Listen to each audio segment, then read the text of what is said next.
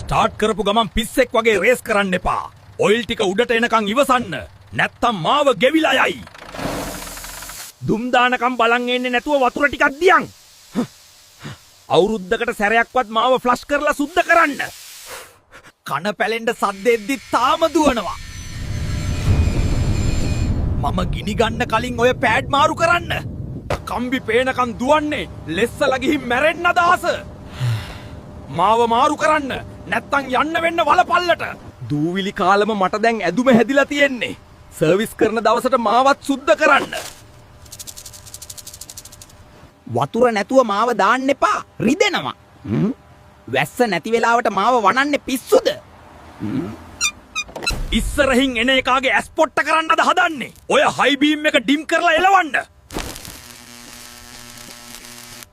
ඉස්සරහ වාහනයක් නැත්තම් මාව ඔබන්නේ මොකටද? කෑ ගහලම මගේ උගුර ලේ රහයි. නිකන් ඉන්න වෙලාවට මගේ ඔළුව අතකගා ඉන්න එපා.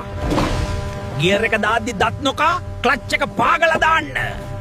ළඟට ගිහින් පාගන්නේ නැතුව ආතතියා පාගන්න.